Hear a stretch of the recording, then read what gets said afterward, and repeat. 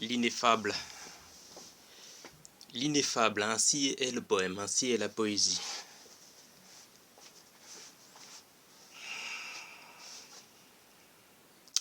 Il m'arrive de lire ici et là, à travers les réseaux sociaux,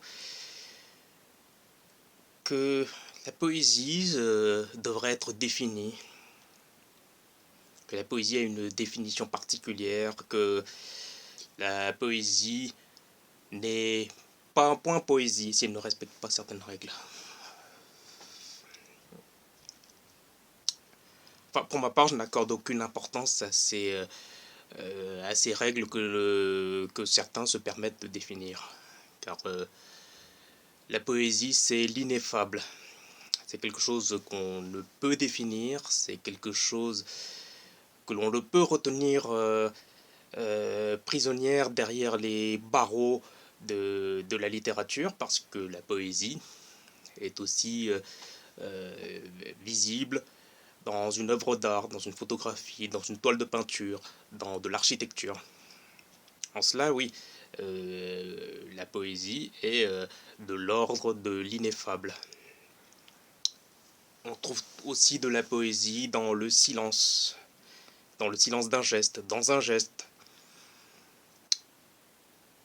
On le retrouve dans une forme, dans une courbure, dans une courbe, dans une cambrure.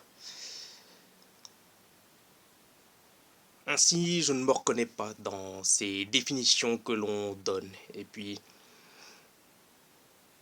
qui sont-ils ceux-là qui se permettent de dire qu'un poème n'est point un poème, que la poésie n'est point une poésie, parce qu'elle n'a pas épousé les règles, les formes, la structure qu'ils ont eux-mêmes établies. Tout cela n'a pas de sens.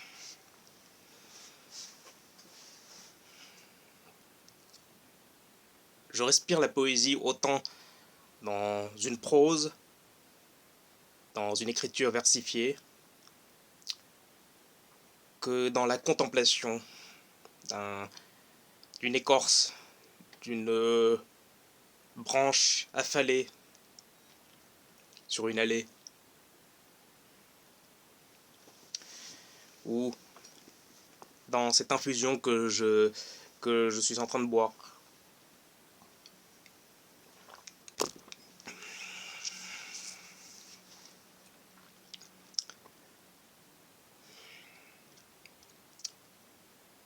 La poésie se passe de tout jugement.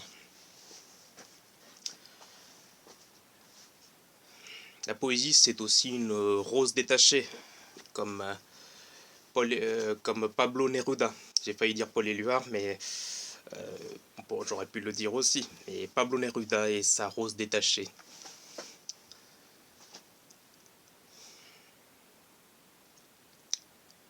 La poésie, elle est aussi dans cette clarté qui s'offre à moi, derrière la vitre, où j'aperçois l'œuvre du soleil de fin de journée, qui colore la façade d'un immeuble.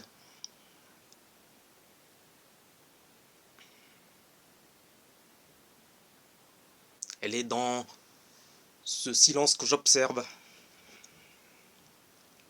dans les pauses que j'observe.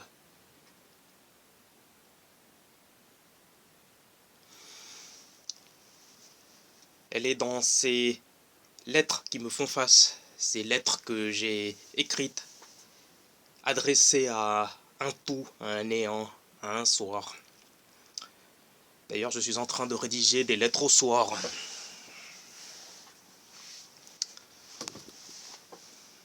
Ce n'est pas réellement une correspondance avec le soir telle que le fit le poète Joe Bousquet. Et c'est une autre correspondance.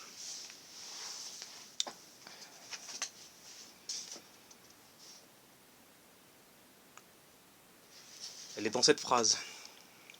Lentement, la lumière ambre de fin de journée ôte son innocence de votre visage, marqué par un automne de plus.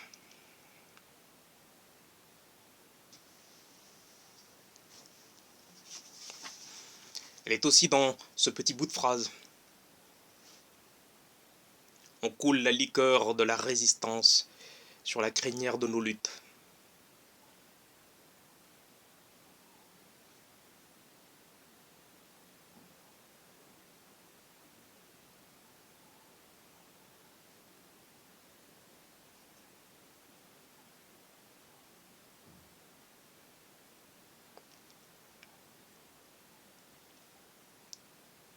Paul Éluard écrivit ce jour-là les roseaux du monde sur ce livret qui inonda le pays.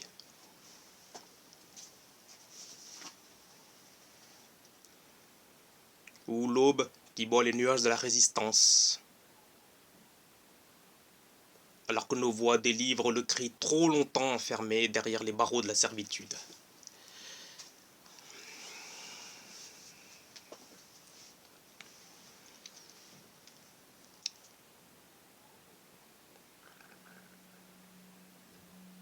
C'est tout cela le poème, c'est tout cela la poésie.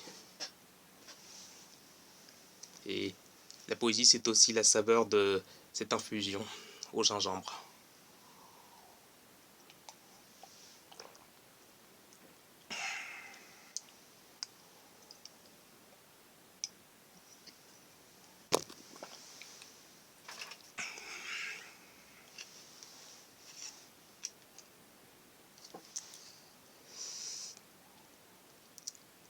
C'est aussi cela la poésie, la faculté de se dissimuler.